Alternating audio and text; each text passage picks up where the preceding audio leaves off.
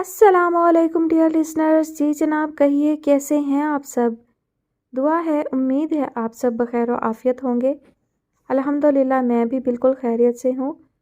امید ہے آپ سب نے جو ہے تمام شارٹ ناولز جو ہیں وہ بہت انجوائے کیے ہوں گے.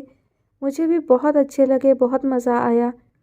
فی الحال جتنے شارٹ ناولز میں نے ڈاؤن لوڈ کیے تھے وہ سب آپ سب کو سنا چکی ہوں, اور اب جو ہے بڑھتے ہیں واپس سے طویل ناولز کی جانب.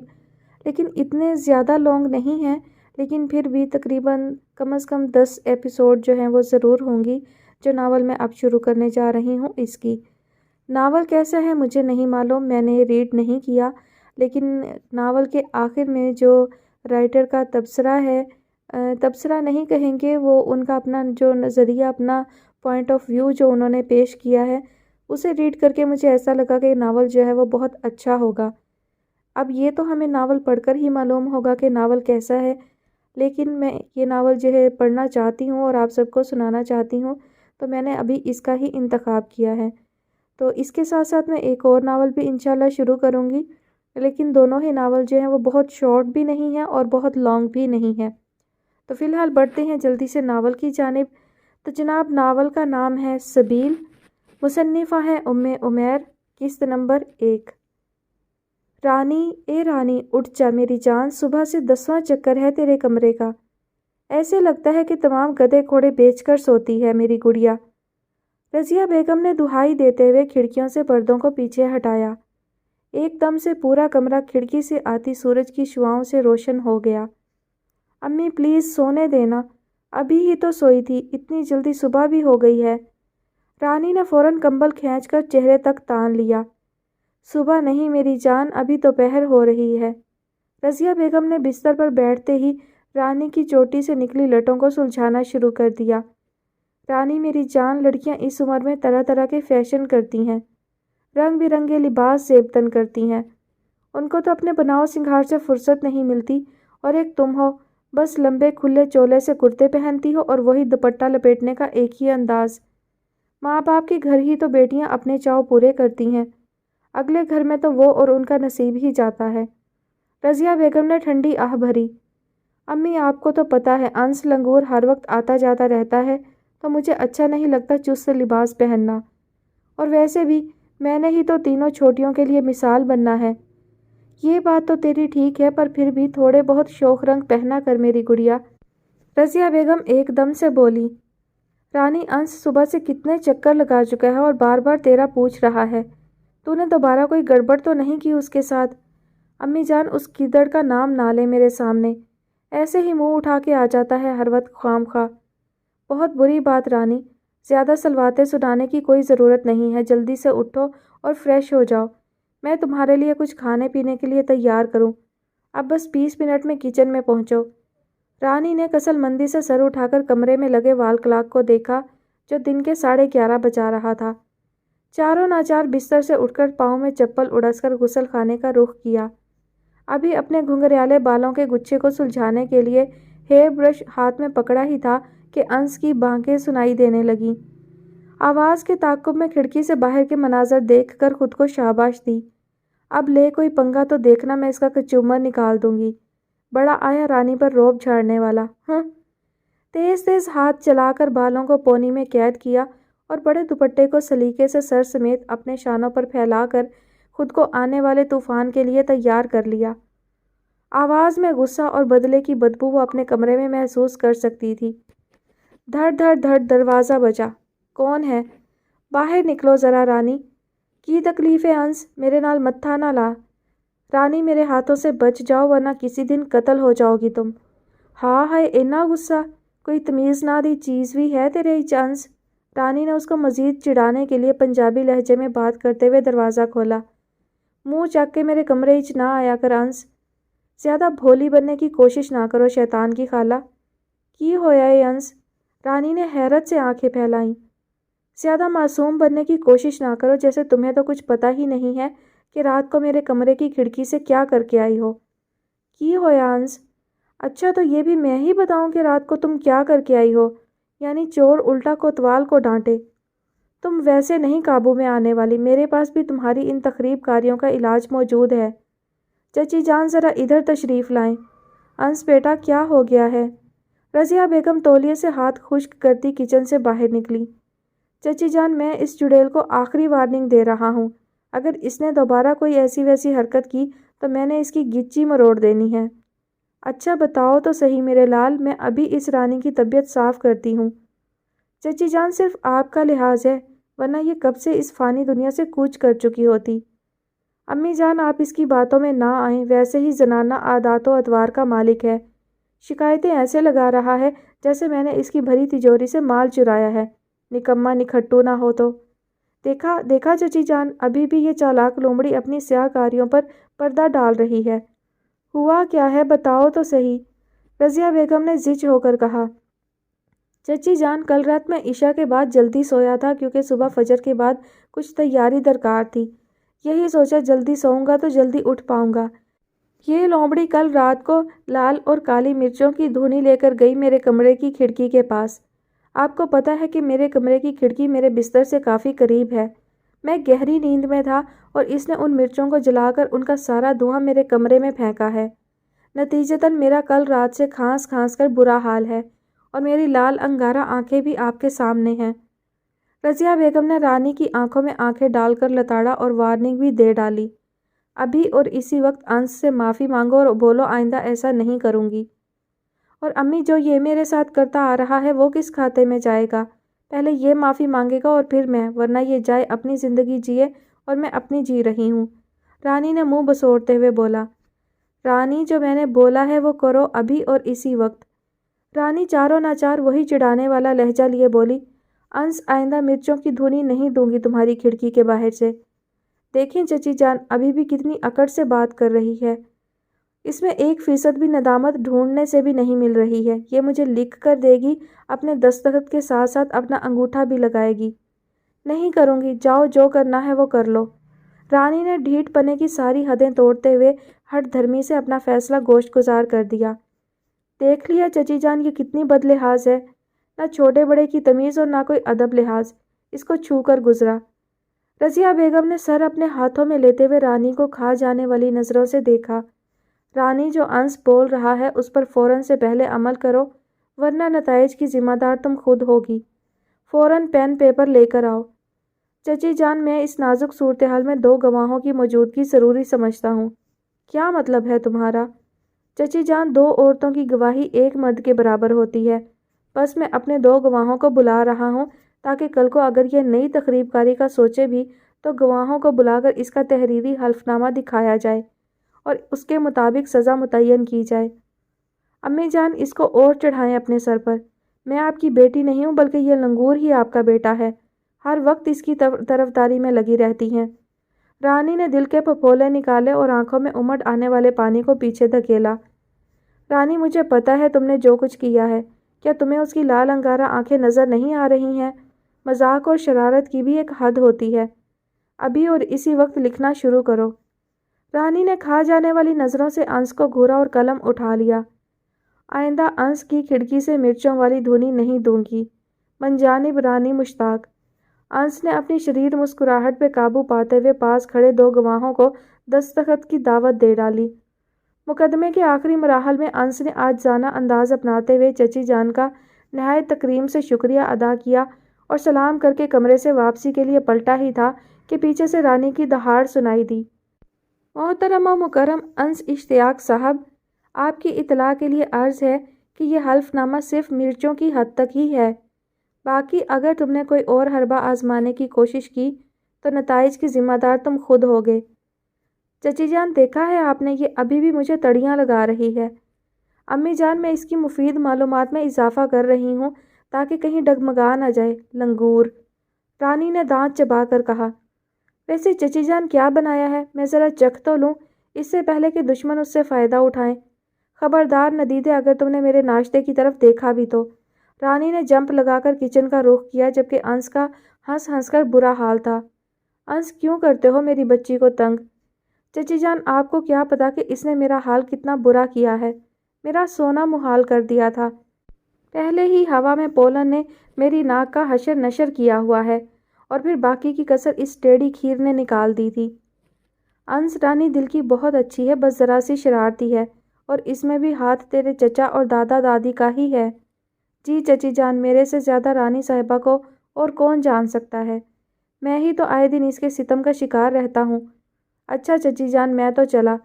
जा मेरा बच्चा, अल्लाह तुझे कामयाबो कामरान करे, आमीन। कामरान के तो अभी कोई चांसेस नहीं है चची जान, एक अदद जोजा के बाद ही किसी हतमी फैसले पर पहुंच पाऊंगा। अंश ने दोबारा से खीखी शुरू कर दी। अंश तू भी एक नंबर का शरारती है। बस चची जान, कभी फ़ख्र नहीं किया, हमेशा आजिज़ाना ज़िंदगी को ही फोकियत दी है। रज़िया बेगम ने हंसते हुए अंश के सर पर एक चपत लगाई और फिर वॉशरूम की तरफ बढ़ गई। रानी, जो कि अपनी ही धुन में मगर नाश्ते से लुत्फ़अंदोज़ हो रही थी, चाय का पहला घूंट गले से नीचे उतारा और फिर अंडे पराठे के साथ इंसाफ करने लगी। मौका गनीमत पाकर अंश ने किचन की राह ली और बहुत ज़ोर से हाँक लगाई, रानड़ी रानड़ी रानड़ी।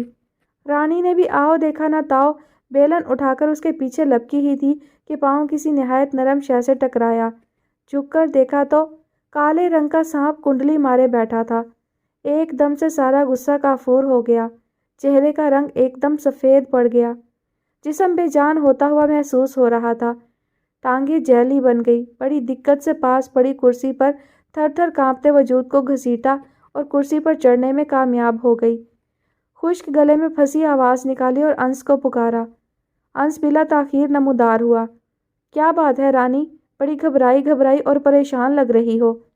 अंश साहब, रानी ने कांपते हाथों से नीचे फर्श की तरफ इशारा किया, प्लीज़ मुझे बचा लो। अरे अरे, तुम तो रोने वाली ही हो गई हो। 6 फुट से लंबे नौजवान का तो जीना दोबर किया हुआ, और ये तो बेचारा फिर भी 1 फुट से भी कम नज़र आ रहा है। और वैसे भी तुम जैसी दलेर लड़की के सामने सांप की क्या मजाल है। अंश, अल्लाह का वास्ता है, ये वक्त बहस का नहीं है, कुछ तो करो प्लीज़। ऐसे लग रहा था रानी अगले मिनट बेहोश हो जाएगी। काबिले एहतराम रानी साहिबा, घबराने की बिल्कुल भी ज़रूरत नहीं है। जल्दी से इसको भी मिर्चों की धुनी दो, मरा नहीं तो कम से कम बेहोश ज़रूर हो जाएगा। अंश, ये वक्त पुरानी दुश्मनियाँ पालने का नहीं है। रानी नहायत लाचारगी से गोया हुई।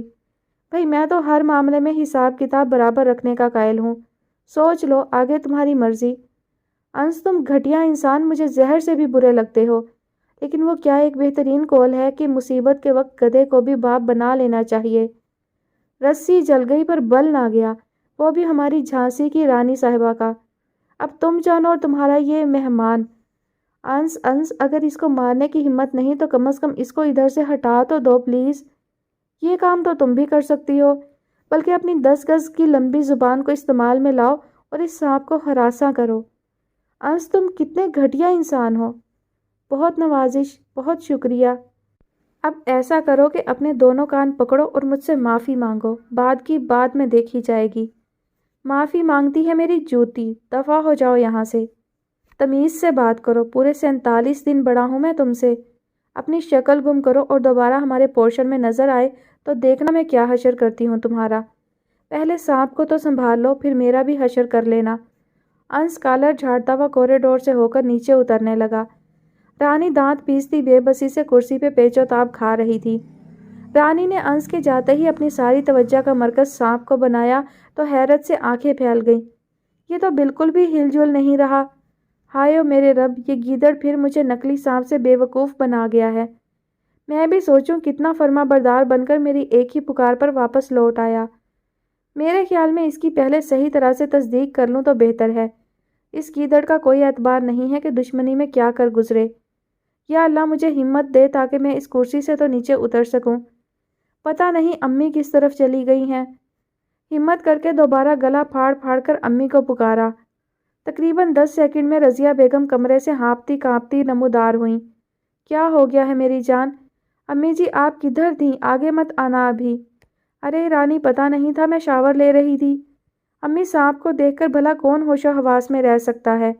आप बस मुझे कोई डंडा या वाइपर ही पकड़ा दें प्लीज़। आगे ना आना, बस इधर से ही मेरी तरफ फेंक दें। रानी, यह हमारे बस का काम नहीं है, मैं नीचे से अंश को बुलाती हूँ। अम्मी, उस गीदड़ को नहीं बुलाना, आप बस मेरी तरफ वाइपर फेंके प्लीज़। रानी बाउली हो गई है, मेरी तो टांगों में जान नहीं रही है। अम्मी, आप वाइपर लाएं वरना मैं नीचे उतरने लगी हूँ। तू ना उतरी मेरी बच्ची, मैं हिम्मत करती हूँ। बस इधर से ही मेरी तरफ फेंक दे। अम्मी जी है तो ये नकली, बस ज़रा तस्दीक करनी है। रानी ने कुर्सी से ही खड़े खड़े वाइपर के डंडे से उस प्लास्टिक के खिलौने को उलट पलट किया और फौरन जंप लगाकर नीचे उतरी, हाथ झाड़ते हुए गोया हुई, अभी तो ये गीदड़ अंश मेरे हाथों से नहीं बच पाएगा। ओ रानी, क्या कर रही है? अम्मी जान, ये नकली सांप है और ये कारस्तानी आपके उस चहीते की है। अच्छा चल, गुस्सा थूक और जाने दे अभी। तू भी तो हर वक्त उसके नाक में दम किए रखती है, अगर वो मजाक कर गया है तो जाने दे मेरी समझदार बच्ची। चले अम्मी, सिर्फ आपकी सिफारिश पर उसका ये गुनाह वक्ती तौर पर माफ़ कर रही हूँ। तुम लड़कियां पागल तो नहीं हो गई हो यार? ये सब टोपी ड्रामे करते हैं और तुम बेवकूफ़ अव्वल दर्जे की उनकी गैर मौजूदगी में आहें और तस्वे बहाती हो। रानी, तेरे सीने में कोई पीतल का आला फिट है कि जिस पर हर चीज़ बेअसर है। प्यारियों, मैं तुम लोगों की तरह लाई लग नहीं हूँ। मैं हर चीज़ की कारकर्दगी को उसके अमली मैदान से जांचती और परखती हूँ, जबकि मेरी भोली भाली लाई लग सहेलियों के पास अकल आते आते शॉर्टकट लेकर मेरी तरफ आ गई। बस फ़र्क सिर्फ इतना सा है। चंद लम्हों की खामोशी के बाद वरदा बोली, रानी, तुम और तुम्हारी दकियानूसी फ़िलासफ़ी हमारी समझ से तो बालातर है। ये बातें दकियानूसी नहीं है, ये तो हकीकत पर मबनी असलियत है जो मैं पिछले आधे घंटे से तुम लोगों के साथ मगजमारी कर रही हूँ। जिगरी सहेलियों, अब मेरी बातों को कान खोल कर और दिमाग को हाजिर रखकर नोट करो या फिर रिकॉर्ड कर लो। अगर कभी तुम लोगों के कदम डगमगाए तो मेरे अकवालें ज़रूर सुन लेना। अब ज़्यादा फैलने की ज़रूरत नहीं है, सीधा सीधा बोलो जो बोलना है, वरना हम जा रहे हैं। अरे अरे पागल लड़कियों, खबरदार जो इधर से एक कदम भी हिली तो। नेकी का तो ज़माना ही नहीं रहा, रानी ने मसनूई खफगी से कहा। अब जो कहना है बक भी दो। हफ्सा ने जिच होकर आंखें दिखाईं तो अर्ज़ किया है, माइक ज़रा आगे कर दो प्लीज़। दोनों ने अपने सर पीट लिए। देखो मेरी बहनों, मेरी सहेलियों, हम उम्र के उस दौर से गुजर रहे हैं जहाँ पर हर चीज़ पुरकशिश और जाजिब नज़र लगती है। मैं बहुत हमदर्दी और खलूस के साथ समझा रही हूँ। देखो, मोहब्बत की मंजिल को पार्कों, होटलों और कैफेटेरिया में ना ढूंढो। ये तो निकाह की पाकीज़ा चादर है जो घर की चार दीवारी में बारिश की हल्की फुहार बनकर तुम्हारी रूह में उतरेगी। उस पाकीज़ा जज्बे को बाज़ारों और चौराहों की जीनत ना बनाओ, वरना इसकी गलाजत तुम्हारे लिबास के साथ साथ तुम्हारी रूह को भी आलूदा कर देगी। तुम दोनों समझ रही हो ना मेरी बात को? जी बिल्कुल, समझ भी है और अमल भी है अल्हम्दुलिल्लाह। हम तो बस तुम्हारी जहानत को आजमा रहे थे रानी साहिबा। बस अब आजमा लिया है तो चलते हैं फिर घर, या आज कॉलेज में ही शब बसरी का इरादा है? तोबा तोबा रानी, क्यों भूतों से मरवाने का इरादा है? ओ कम अक्लो, नहीं मरती भूतों से, वो तो जैसे तुम्हारे ही इंतज़ार में बैठे हुए हैं। तीनों खिलखिलाती अटकेलियाँ करती सुस्त रवि से खारजी दरवाजे की तरफ बढ़ गईं। अपनी ही धुन में गुम सफ़ेद लट्ठे को जेबतन किए हुए वो बहुत पुरवकार लग रहा था। धीरे धीरे चलता हुआ अपनी बाइक तक आया और जैसे ही पहली किक लगाई, ठंडा यख पानी उसको सर से पांव तक गीले होने का एहसास दिला चुका था। लश लश करती पिशावरी चप्पल में भी पानी अपना रास्ता बना चुका था और जैसे ही बाइक से उतरकर कदम घर वापसी के लिए बढ़ाए तो खड़प खड़प शलप शलप की दर्दनाक सदाएं गूंजी। समझने में सिर्फ 2 सेकंड दरकार थे कि दुश्मन दाखिली ही है, जबकि खारजी दुश्मन इतनी दीदा दलेरी का मुजाहरा नहीं करते, वो भी दिन दिहाड़े। गर्दन को हल्की जुम्बिश देकर ज़रा सा ऊपर किया तो दुश्मन अव्वल बहुत पुरजोश अंदाज से दोनों हाथ लहरा रही थी। दिल में एक कसक उठी और मीटर घूमना शुरू हो गया। तुम लोमड़ी, आज तो मेरे हाथों से जिंदा नहीं बचोगी। हद में रहो गीदड़ साहब, अगर एक कदम भी आगे बढ़ाया तो इससे भी अलमनाक नताइज मिलेंगे। धमकी, और वो भी मुझे? शक्ल देखो अपनी ज़रा, चूहिया पे पेबंद हुई हुई। पालाई मंजिल से भी मुसलसल मुज़ाकरात जारी और सारी थे। चलो दिल की भड़ास निकाल लो, आखिर मसलूम जो ठहरे। लेकिन एक बात कान खोल कर सुन लो, जो लोग अल्लाह की बनाई गई चीज़ों में नक्स निकालते हैं उनको उर्दू ज़ुबान में गुनाहगार बोला जाता है। आगे तुम्हारी मर्ज़ी। लिहाजा गुस्सा ठंडे शरबत की तरह पी जाओ और अंदर जाकर दूसरे कपड़े पहन लो। सिर्फ 5 मिनट लगेंगे। वैसे तुम्हें याद होगा, चंद दिन पहले तुमने जो नकली सांप फेंक कर मुझे हरासा किया था, ये उसी का बदला है। मैं भी हिसाब किताब बराबर रखने की ही कायल हूँ। अब जाओ अच्छे बच्चों की तरह, माँ अस्सलाम। अंश का चेहरा शदीद गुस्से से लाल हो रहा था। फौरन जंप लगाकर सीढ़ियों की तरफ लपका। जैसे ही पाँव दूसरे जीने पर रखा, फिसल कर धड़ाम से नीचे। रानी का हंस हंस कर बुरा हाल हो रहा था। ज़ैना, अलीना, आ जाओ प्यारियों, हमारे मर्दे मुजाहिद परदेसी हवालदार साहब ने कलाबाजी लगाई है। इस बार की छुट्टियां ज़रूरत से ज़्यादा महंगी पड़ गईं हवालदार साहब। अंश कड़े तेवरों से रानी के ऊपर आग बरसा रहा था, जबकि रानी की खीखी मुसलसल गूंज रही थी। शोर सुनकर सुल्ताना बेगम भागी। हाय अल्लाह, मेरे जिगर के टुकड़े को क्या हो गया? माँ सदके मेरे लाल। अम्मी अपनी इस मीसनी भांजी और भतीजी उर्फ लोमड़ी को बोले नीचे आए और माफ़ी मांगे। ये सब किया धरा इस चालाक लोमड़ी का ही है। सुल्ताना बेगम ने अपना सर पकड़ लिया। अंश और रानी दोनों अपनी उम्रें देखो और हरकतें देखो ज़रा। इस उम्र में हमारे तो 2 बच्चे थे गोद में। मैं कैसे समझाऊं तुम दोनों ने नाक में दम किया हुआ। रानी ऊपर मुंडेर पर खड़ी खीखी और अंश को मुंह चिढ़ा रही थी। रानी बिल्कुल बेखबर थी कि अम्मी जान ये सारा माजरा देख चुकी हैं। अब रानी का बाजू और उनका ज़ोरदार धक्का दोनों बड़े फिट जा रहे थे। अम्मी ने ज़ोर से बाजू को दबोचा और सीढ़ियों की तरफ ले आईं। अम्मी प्लीज़ 1 मिनट, वो मैंने नीचे वाले जीनों पर मसला हुआ केला गिरा दिया था तो उधर बहुत फिसलन है, पहले मुझे वो धोने दे। रानी ने मासूमियत के सारे रिकॉर्ड तोड़ते हुए शराफत का लिबादा ओढ़ लिया। चारों नाचार मांझा और एक बाल्टी लेकर पानी की धुलाई शुरू कर दी, जबकि दुश्मन उस पुरसोज मंजर से काफ़ी लुत्फानंदोज हो रहे थे।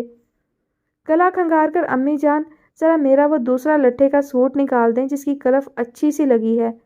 हमारी रानी साहिबा अभी स्त्री के फ़राइज़ निभाने से भी गुरेज नहीं करेंगी, क्योंकि ये सब किया धरा इनका है तो इनको अपने किए का कुछ तो अजर मिलना चाहिए। क्या ख्याल है झांसी की रानी साहिबा? अंश ने चिढ़ाने वाला अंदाज अपनाया। गैंडे दूर रहो, रानी ने गुस्से से दांत पीसे। ऊपर से आवाज़ आई, रानी अपने काम पर ध्यान दो और ख़बरदार जो तुमने मेरे बच्चे के साथ मुँह मारी की तो। अम्मी ये बच्चा है या गैंडा है? दिल ही दिल में तिल मिलाई। अभी धुलाई के बाद फ़ौरन अंश के कपड़े इस्त्री करो, हाथ तेज़ चलाओ। अम्मी 2 जीने ऊपर खड़ी हदायत जारी कर रही थी। अम्मी जान आप बेफिक्र हो जाएं, मैं कर दूंगी, जबकि सुल्ताना बेगम अंदर जा चुकी थी। अम्मी के वापस जाते ही रानी अपने असली रूप में लौट आई। और ये तुम मेरे सर पर क्यों सवार हो? शक्ल गुम करो इधर से। तमीज़ के साथ बात किया करो मुझसे, आखिर को ठेकरे की मंग हो। सुनते ही रानी को तो पतंगे लग गए। ना नक ते ना नासा, अपनियां नासा वेख अंश ते फेर गाल कर मेरे नाल। रानी ने लाल भभू का चेहरे से अंश को लताड़ा। सहर लगती हो जब इस लहजे में बात करती हो मुझसे। ऐसे लगता है कि किसी प्राइमरी फेल 55 साला औरत से बात कर रहा हूँ। ते फिर किसने दावत दी है मेरे नाल गल करन दी? मैं तुम्हें आखिरी दफ़ा बोल रहा हूँ, अपना लहजा दुरुस्त कर लो वरना मेरे से बुरा कोई नहीं होगा। मेरी टूटी जुत्ती नू भी परवाह नहीं है। बोलते साथ ही रानी ने हाथ में पकड़े झाड़ू से अंश पर हमला किया और पूरी कुव्वत लगाकर उसके चेहरे को निशाना बनाया, जिसको अंश ने बड़ी महारत से एक हाथ से कैच कर लिया। इतना गुस्सा क्यों करती हो रानी? अपना गुस्सा इस पहचान पे उतार के भी तुम्हें कुछ नहीं मिलने वाला। ये तो खरा सच है जिसको तुम ना चाहते हुए भी धुतकार नहीं सकती। तुम्हारा ये खरा सच मेरे जूते की नोक पर। रानी ने नखुवत से पाँव में पहनी बाटा की चप्पल की तरफ इशारा किया। तुम्हारे इस ठेकरे की ना तो कोई कानूनी हैसियत है और ना कोई शरई हैसियत है, लिहाजा ज़रा संभल कर ही रहो। बिल्लियों का काम सिर्फ और सिर्फ ख्वाब में छीछड़े देखना ही होता है। रानी ने शदीद गज़ब में हुकारा भरा और अंदर खाला, जो कि ताई के दर्जे पर भी फाइज हैं, अपना शिकायती दफ्तर लिए गुस्से से फुनकारती ये जा और वो जा। अंश ने हाथ में पकड़ा झाड़ू फेंका और रानी के पीछे भागा। खाला जान, अपने इस गीदड़ बेटे को समझा लें वरना अंजाम बहुत भयानक होगा। अरे क्या कर दिया है मेरे इस लाल ने? खाला ने अंश की बलाएं ली। अंश ने रानी के सामने आकर अपने गीले कालरों को झाड़ा और अपनी भूरी आंखों को फैलाकर बावर करवाया कि यहाँ पर तुम्हारी दाल नहीं गलेगी। अंश, ये क्या हो रहा है? कुछ खास नहीं अम्मी जान, मैं तो सिर्फ आपकी इस भांजी और भतीजी उर्फ लोमड़ी की आंखों का जायज़ा ले रहा था कि इसको सही तरीके से दिखाई भी देता है या नहीं। अंश ने पुरसोच लहजे में जवाब दिया, जबकि सामने खड़ी हरीफ उसकी चालों से बखूबी वाकिफ़ थी। देखा है खाला, ये कैसे हर वक्त मेरी जग हंसाई करवाता है। रानी ने आंखों में आंसू समोते हुए लाचारगी के सारे रिकॉर्ड तोड़ दिए। अम्मी जान, आप खुद इंसाफ करें प्लीज़। क्या मैंने इसे दावत दी थी कि मेरे ऊपर बर्फ़ वाला यख पानी गिराए या फिर केलों का ज़िया करके सीढ़ियों पर फैलाए? अम्मी जान, ये लड़की तो रिज़्क का ज़िया करती है। استغفراللہ، اللہ کی پناہ۔ انس نے عاجزی اختیار کرتے ہوئے مصنوعی جھرجھری لی۔ اللہ جانے اگلوں کے گھر جا کر ان کو کتنا کنگال کرے گی۔ انس نے اگلوں پر زور دیا اور مانی خیز نظروں سے رانی کو دیکھا، جو کہ بے بسی سے صرف پیچ و تاب ہی کھا رہی تھی۔ انس، تمہیں میرے اگلوں کی فکر میں اپنی جان جلانے کی ضرورت نہیں ہے۔ میں جانوں اور میرے اگلے جانیں۔ رانی نے مؤدب لیکن چڑھانے والا انداز اپنایا۔ سلطانہ بیگم نے نہ ختم ہونے والی تکرار کا رخ دوسری طرف موڑا اور گویا ہوئی، رانی تم کچن میں جاؤ اور فریج میں پڑا کھیر کا ڈونگا اوپر لے جاؤ، خود بھی کھاؤ اور بہنوں کو بھی دو جا کر۔ انس، تمہاری چھٹی ختم ہونے کو ہے، واپسی کی تیاری مکمل کرو۔ امی جان، میں تو واپسی کی تیاری میں ہی بازار کے لیے نکلا تھا، لیکن آپ کی فرما بردار بھانجی نیک پروین نے حملہ کر دیا تو مجھے مجبوراً اعلیٰ حکام کی طرف رجوع کرنا پڑ گیا۔ نہیں، اب دوبارہ سے تم دونوں نہ شروع ہو جانا۔ انس، جاؤ جا کر کپڑے بدلو، میں نے نکال کر رکھے ہیں، ایسے ہی گیلے کپڑوں سے نزلہ نہ ہو جائے، ویسے بھی ہوا میں خنکی بڑھ رہی ہے۔ جی ٹھیک ہے امی جان۔ انس نے اپنے کمرے کی راہ لی۔ رانی نے کچن سے واپسی پر دہائی دی کہ کھیر کا ڈونگا تو فریج سے غائب ہے۔ ابھی جملہ مکمل ہی ہوا تو دونوں حریف دوبارہ سے کوریڈور میں آمنے سامنے ہو گئے۔ راستہ دو مجھے، ہاتھی کی طرح پھیلے ہوئے ہو، بلکہ یہ تو میرے خیال میں ہاتھی کی توہین ہے، گینڈا ہی ٹھیک رہے گا تمہارے لیے۔ خود کو دیکھا ہے کبھی ککڑی؟ چوہیا نہ ہو تو، بلکہ میرے خیال میں تو یہ ان دونوں کی توہین ہے، چالاک لومڑی ہی سجتا ہے تم پر۔ رانی اور انس، مجھے تم دونوں کی واہیات باتیں پھر سنائی دے رہی ہیں۔ خالہ جان، میں تو آپ کو صرف کھیر کے بارے میں بتانے آئی تھی، یہ تو آپ کا گینڈا بیٹا میرے رستے میں آ گیا ہے۔ امی جان، اس ٹیڑھی کھیر کو خالص کھیر کہاں ہضم ہوگی؟ وہ تو رات کو صبحان آیا تھا، باتوں باتوں میں ہم دونوں نے سارا ڈونگا ختم کر دیا اور پھر دھو بھی دیا تھا۔ آپ سو رہی تھیں، آپ کو نیند سے اٹھانا مناسب نہیں لگا مجھے۔ پوری عمر ندیدے ہی رہنا، چول نمبر 1 گینڈا۔ رانی نے منہ بنایا اور جھٹ سے بیرونی دروازے کی طرف لپکی۔ بقول شاعر عرض کیا ہے، حق کی تنقید تمہیں ہے مگر اس شرط کے ساتھ، جائزہ لیتے رہو اپنے بھی گرے بانوں کا۔ انس نے لہک لہک کر اونچی آواز میں شعر پڑھا۔ انس، بھاگو یہاں سے، رانی دھیان سے جاؤ، گر نہ جانا کہیں۔ کچھ سوچ کر رانی دوبارہ واپس پلٹی۔ خالہ جان، اگر کوئی کام کرنے کے لیے ہے تو بتا دیں، میں ابھی کیے دیتی ہوں۔ ارے نہیں میری گڑیا، سب کام مکمل ہیں، بس اب صرف تمہارے تایا کے لیے کچھ یخنی تیار کروں گی۔ موسمی تبدیلی کے باعث گلے میں خراش ہو رہی ہے، ویسے بھی وہ بہت پسند کرتے ہیں یخنی۔ خالہ جان، میں بنا دیتی ہوں۔ ارے نہیں، تم اوپر جا کر ماں کو کچھ کرواؤ، ہمارا کیا ہے، گنتی کے 3 لوگ ہیں، تیسرا بھی واپسی کے لیے پر تول رہا ہے، آتا ہے تو گھر میں رونق لگی رہتی ہے۔ خالہ جانی، رانی نے لاڈ سے سلطانہ بیگم کے گلے میں باہوں کا ہار بنایا اور بولی، خالہ آپ فارس بھیا کو واپس کیوں نہیں بلا لیتی؟ تمہاری سوئی پھر فارس پہ جا کر ہی کیوں اٹکتی ہے؟ خالہ جان، وہ ہم سب سے بہت زیادہ پیار جو کرتے ہیں، میرے نخرے اٹھاتے ہیں، اور ایک یہ ہے گیدڑ۔ رانی نے فوراً زبان دانتوں تلے دبائی۔ میرا مطلب ہے کہ انس کو تو مقابلے بازی سے ہی فرصت نہیں ملتی، اور تم جو ہر وقت اس کی ناک میں دم کیے رکھتی ہو، وہ کس کھاتے میں جاتا ہے؟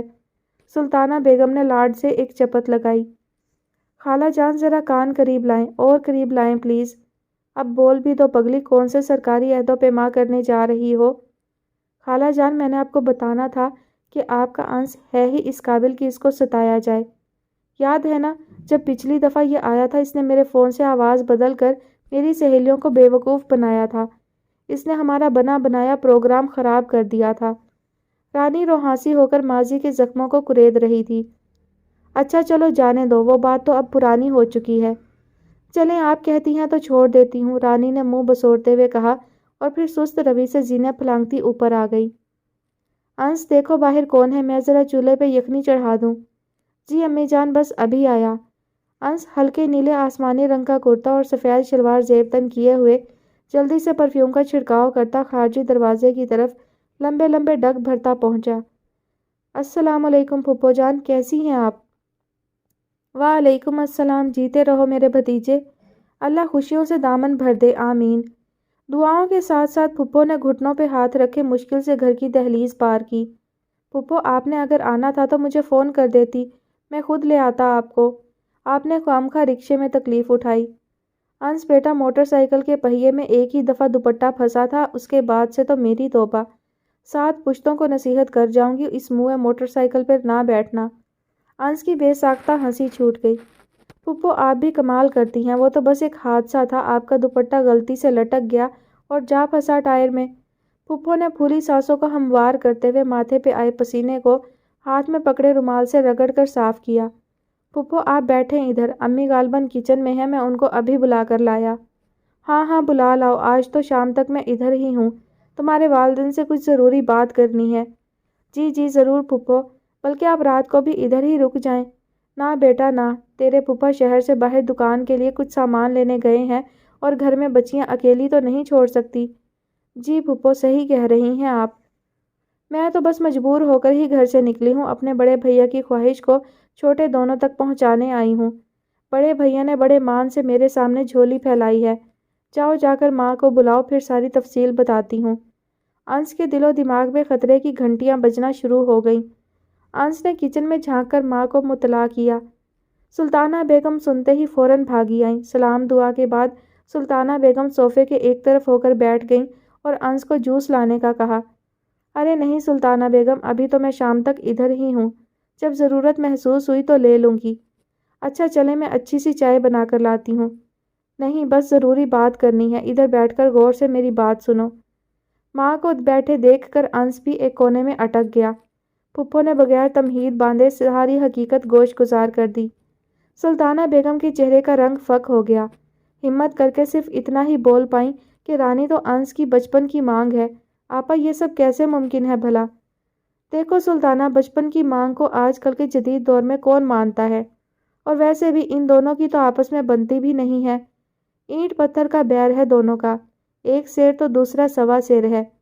आपा ये तो बस इनका बचपना नहीं गया, बेजा लाड प्यार की वजह से दोनों एक दूसरे को चिढ़ाते रहते हैं।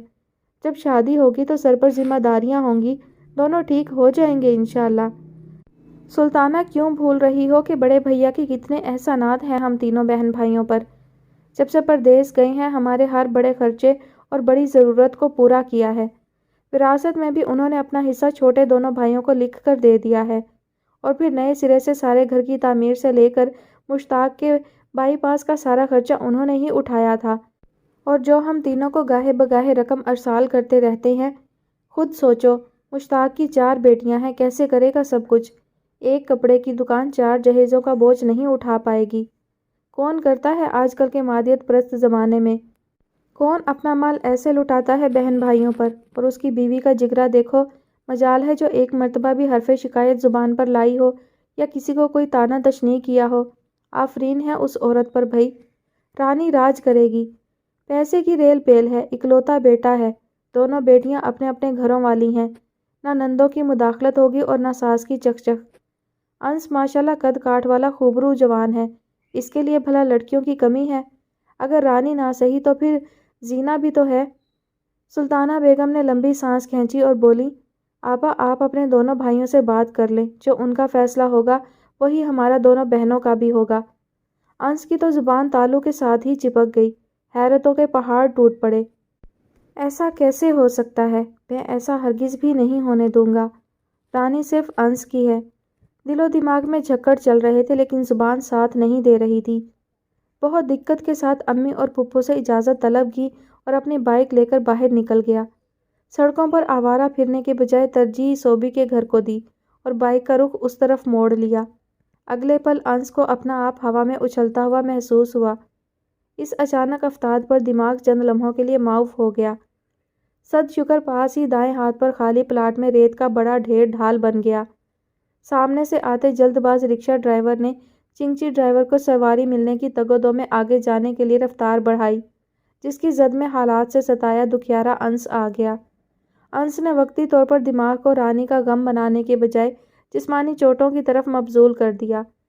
एसाब को काबू करते हुए रेत में धंसे पाँव को निकाला और रेत झाड़ना शुरू कर दी। तवज्जो बाइक की तरफ मबजूल की तो पास पड़ी ईंटों के पास गिरी नजर आई। अंश ने फौरन दौड़ लगाई और बाइक की पेट्रोल वाली टैंकी चेक की, जिस पर चंद नए स्क्रैचेस पड़ गए। अल्लाह का शुक्र अदा किया कि किसी बड़े नुकसान से बचत हो गई है। चंद हमदर्द राहगीर पास आए, लेकिन अंश को सही सालम चलते फिरते देखकर मुतमईन नजर आ रहे थे। अंश ने भी सबके हमदर्दाना रवैये पर शुक्रिया अदा किया اور صوبان کے گھر کی راہ لی، لیکن اب کی بار احتیاط علاج سے بہتر ہے والے فارمولے کو اپنایا۔ یار انس، ایک تو مجھے تیری سمجھ نہیں آتی، کبھی تو کھوتے کو ترجیح دیتا ہے تو کبھی گھوڑے کو ترجیح دیتا ہے۔ پہلے تو اپنا دماغ ٹھکانے پر لا، بلکہ میرے خیال میں تو کسی طبیب قلب سے رجوع کر۔ تجھے تو پتہ ہے میں اس طرح کے ڈھکوسلوں سے بری ہوں، مجھے تو یہ سب چونچلے وقت کے ضیاع کے علاوہ کچھ بھی نہیں لگتے۔ میرے خشک ترین مزاج دوست، تم پر تھپڑوں کی بارش کروں یا جوتوں کی؟ صوبان نے کڑے تیوروں سے انس کو گھورا۔ یار تو ایک ہی کمینہ اکلوتا دوست ہے اور وہ بھی بچپن کا، اتنا تو حق بنتا ہے کہ میں اپنے دکھڑے تجھ سے شیئر کر سکوں۔ تجھے کس نے کہا تھا کہ آگ کے اس دریا میں کود؟ یار میں کب کودا ہوں؟ تو پھر پچھلے 1 گھنٹے سے چولیں کیوں مار رہا ہے اور بار بار ایک ہی دکھڑا سنا رہا ہے؟ مجھے خبر ہی نہیں ہوئی کہ وہ کب کیسے میرے دل کے نہاں کونے میں براجمان ہو گئی ہے، اور یقین مان جب پھپھو نے اس کے رشتے کی بات کی تو ایسے محسوس ہوا جیسے کسی نے میری سانس روک لی ہو، میرا دل کسی نے مٹھی میں لے لیا ہو۔ انس، مجھے تو تیری اس انوکھی محبت کی سمجھ نہیں آتی، کون سا ایسا موقع ہو جو تو اس کو نیچا دکھانے سے باز رہا ہو؟ ہر وقت مقابلے بازیاں اور دشمنیاں نبھاتا رہا ہے، اب کس لیے لیلیں کھول رہا ہے؟ یو یار صوبی، تو میرا دوست ہے، تو کچھ بھی نہیں کر سکتا میرے لیے؟ ہاں، مشورہ دے سکتا ہوں، وہ بھی مفت میں۔ بہت کمینہ انسان ہے، پچھلے 1 گھنٹے سے تو نے میری ناک سے لکیریں نہیں نکلوائیں، باقی کسر نہیں چھوڑی۔ خشک انسان، مشورے کے لیے ہی تیری سرکار میں حاضری دی، ورنہ ٹریننگ سینٹر میں ہی ملاقات ہونی تھی۔ پیارے انس، یہ عشق کا سمندر ہے، یہاں ڈوب کے مرنا ہے۔ محبت قربانی مانگتی ہے، وقت مانگتی ہے، انا کا قتل مانگتی ہے، عاجزی و انکساری مانگتی ہے۔ زیادہ فلاسفر نہ بن اور سیدھے طریقے سے بات کر صوبی، ورنہ میں جا رہا ہوں۔ ہولے ہولے جگری دوست۔ صوبان نے پرسوچ انداز میں انس کو دیکھا اور لمبی لمبی سانس کھینچ کر گویا ہوا، واپس گھر جا اور چچا چچی کے قدموں میں بیٹھ جا، اپنے دونوں ہاتھ جوڑ لے اور بول، تیرا رانی کے بغیر گزارا نہیں ہے۔ اس ولایتی ملینئر کے بجائے تجھ کنگلے حوالدار کو رشتہ دے دیں۔ یار صوبی، میں پوری زندگی حوالدار تو نہیں رہوں گا، شریف ہوں، محنتی ہوں، ایماندار ہوں، ویسے بھی میرے ترقی کرنے کے چانسز زیادہ ہیں۔ ابھی ہم دونوں ایلیٹ فورسز کو بھی جوائن کر رہے ہیں۔ صوبان نے انس کے گال تھپ تھپاتے ہوئے کہا، بیٹے یہی باتیں تو اپنے ابا حضور اور چچا حضور کے دربار میں پیش کر، مجھے ایسے بتا رہا ہے جیسے میں ہی رانی عرف پٹاخہ کا باپ ہوں۔ میری ذاتی رائے کے مطابق تو اس کا خیال تو دل سے نکال دے تو بہتر ہے۔ انس نے کھا جانے والی نظروں سے صوبان کو گھورا۔ منہ اچھا نہ ہو تو بات تو اچھی کر لیا کر خرانٹ بچپن کے یار۔ یار بات سیدھی سی ہے، دوسری پارٹی مال و جائیداد والی ہے، اوپر سے پاسپورٹ بھی برطانوی ہے، لمبے پونڈ رکھتے ہیں، ان کا اور تیرا کیا مقابلہ؟ تجھ دیسی ککڑ کی کیا حیثیت ہے؟ یار اپنی چادر دیکھ اور اس کے مطابق پاؤں پھیلا۔ پر یار میرا اور اس کا رشتہ بچپن سے طے ہے، تو سمجھتا کیوں نہیں ہے؟ ہم اکٹھے ایک چھت کے نیچے کھیل تو نہیں، البتہ لڑ کر جوان ہوئے ہیں۔ مجنو انس، یہ رشتہ دادا دادی نے طے کیا تھا جو کہ اس دنیا سے رحلت فرما چکے ہیں، باقی بچا تو اس کا ایک ہی حل ہے۔ وہ کیا ہے؟ انس نے بے تابی سے پوچھا۔ ایک نا اور 100 سکھ، بھول جا اس آفت کو۔ بقول تیرے سیدھے منہ تو دور کی بات، وہ تو تیرے سائے سے بھی چڑھتی ہے، ناکوں چنے چبوائے گی۔ صوبی، تو پھڑک جائے گا میرے ہاتھوں سے۔ یار تو مجھے تسلی دینے کے بجائے اور زیادہ غمگین کیے جا رہا ہے۔ مجنو انس صاحب، مخلص دوست مخلص مشورہ ہی دیتے ہیں، اور میں تجھے روز جیتے اور روز مرتے نہیں دیکھ سکتا۔ دیکھو مشتاق، جس طریقے سے بڑے بھیا نے میرے ساتھ بات کی ہے وہ قابل غور ہے۔ تمہاری بیٹی اگر بیرون ملک یورپ چلی جائے گی تو ہر قسم کی محتاجی سے بچے گی۔ سنا ہے ادھر تو علاج معالجہ بھی مفت ہے، نہ بجلی کی تنگی، نہ مکھی نہ مچھر، صاف ستھرے گھر اور سڑکیں، اچھا پہننا، اچھا اوڑھنا۔ تو نے دیکھا نہیں ہے جو بھی انگلینڈ سے آتا ہے اس کے کپڑوں کی الگ سے چمک دھمک ہوتی ہے اور خوشبو سے معطر ہوتے ہیں سارے لباس۔ وہاں کی تو ہر چیز اصل خالص ہوتی ہے۔ رانی اگر بیاہ کے بڑے بھیا کے چلی گئی نا تو نہ جہیز کا جھنجھٹ اور نہ دوسری ذمہ داریاں تیرے سر پر ہوں گی۔ آخر کو تیری اور بھی بیٹیاں ہیں۔ آپا وہ زینہ کا رشتہ کر لیں، رانی کی تو میں زبان دے چکا جب اماں ابا حیات تھے، اور سب ان کی خواہش کے مطابق ہی ہوا تھا۔ آپ بھی ادھر ہی موجود تھیں، میں کیسے ان کے فیصلے کے سامنے اپنی دنیاوی ضروریات کو ترجیح دوں؟ میرا ضمیر نہیں مانتا آپا، آپ سمجھائیں بڑے بھیا کو۔ مشتاق، میں تمہارے کہنے سے پہلے ہی ان سے بات کر چکی ہوں، بہت کوشش کی، میری تو اپنی بیٹی بھی جوان ہے، بڑے بھیا جب سال پہلے اماں کی وفات پر پاکستان آئے تھے، اسی وقت انہوں نے رانی کو بہو بنانے کا فیصلہ کر لیا تھا۔ اسی لیے تو وہ صرف رانی کے لیے ہی بضد ہیں۔ تم خود سوچو، انس پولیس میں حوالدار ہے، اس نے کیا کرنا ہے؟ یہ تو اپنا الگ سے گھر بھی نہیں بنا پائے گا۔ یہ الگ بات ہے کہ رشوت خور بنے۔ آپا، انس تو اپنا دیکھا بھالا ہے، جبکہ بڑے بھیا کا زیاد تو بچپن میں دیکھا تھا، نہ جانے کس طبیعت کا مالک ہے۔ بیٹی کا ہاتھ کسی انجان شخص میں دینے کے لیے بھی دل کردہ درکار ہے۔ ارے بڑے بھیا غیر تھوڑی ہیں، ساری زندگی اپنے چھوٹے بہن بھائیوں کے سر سے دستے شفقت نہیں اٹھایا، اور رانی تو ان کی بہو ہوگی، وہ بھی اپنا خون سگی بھتیجی۔ پریشان ہونے کی ضرورت نہیں ہے۔ چلو نیچے چلتے ہیں اور سب مل بیٹھ کر بات کرتے ہیں۔ بھیا نے تو سیٹیں بھی بک کروا لی ہیں۔ آپا، اتنی بھی جلد بازی کی کیا ضرورت ہے؟ ارے باولا ہو گیا ہے، تمہیں پتہ نہیں ہے کہ کتنی مصروف زندگی ہے وہاں کی۔ زیاد نے بڑی مشکل سے چھٹیاں لی ہیں اپنے کام والوں سے، اور اس کی فرما برداری دیکھو، یورپ جیسے ملک میں رہتے ہوئے بھی اپنا سر خم کر لیا ہے اپنے والدین کی خواہش پر۔ انس کی گھر واپسی پر سارے بڑوں کی محفل پورے عروج پر تھی۔ سلام کر کے خاموشی سے کونے میں پڑی کرسی پر بیٹھ گیا۔ دل مچل رہا تھا کہ بولے، رانی انس کی ہے، رانی صرف اور صرف انس کی ہے۔ دماغ اس کی تردید کر رہا تھا کہ مصلحت اور حکمت سے کام لو۔ بڑی پھوپھی کے دلائل مثبت اور حقیقت پر مبنی تھے۔ انس کے اندر سرد جنگ جاری تھی۔ اپنی محبت کی خاطر کیوں سگے بہن بھائیوں میں پھوٹ ڈلوائے گا؟ پورے خاندان کا سکون تہ و بالا ہو جائے گا۔ انس، تیرے پلے بھی ککھ نہیں ہے۔ بار بار صوبی کے دلائل کانوں میں گونج رہے تھے۔ مجبوراً اس مجلس سے راہ فرار ڈھونڈی اور اپنے کمرے میں جا کر سر ہاتھوں میں لے کر بیٹھ گیا۔ بے چینی اور بے قراری بڑھی تو کمرے میں ایک سے دوسرے کونے میں چکر کاٹنا شروع کر دیے۔ سر درد سے پھٹا جا رہا تھا، سمجھ نہیں آ رہی تھی کہ کرے تو کیا کرے۔ اس آفت کی پڑیا کے سامنے اگر اظہار بھی کیا تو وہ جینا محال کر دے گی۔ اگر اس چڑیل رانی کو ذرا سی بھی بھنک پڑ گئی کہ میں اس کے لیے کیا جذبات رکھتا ہوں تو وہ میرا کچومر نکال دے گی اور جوابی کارروائی میں کہیں سر ہی نہ پھاڑ دے۔ انس نے وقتی طور پر رانی کا غسیلا چہرہ تصور میں لا کر ہلکی سی جھرجھری لی۔ ہائے اللہ، یہ چالاک لومڑی میرے حواسوں پر کیوں سوار ہو رہی ہے؟ نہ ہی حصول ممکن نظر آ رہا ہے اور نہ ہی دل اس سے دستبردار ہو رہا ہے۔ بقول شاعر، نیا نیا ہوں ابھی حالت جدائی میں، پلٹ پلٹ کر تیری سمت دیکھتا ہوں ابھی۔ کچی عمر کی پاکیزہ محبت نے انس تجھے خوب رگڑا دیا ہے۔ پھر دل کے ہاتھوں مجبور ہو کر کمرے سے باہر نکل آیا اور پاؤں غیر ارادی طور پر سیڑھیوں کی طرف بڑھنے لگے۔ چند زینے چڑھنے کے بعد دماغ مذمت پر اتر آیا، مجبور ہو کر ادھر ہی آخری زینے پر بیٹھ گیا۔ موسم سرما کی شروعات میں تیز ہوا کے جھونکے جسم کے آر پار ہو رہے تھے۔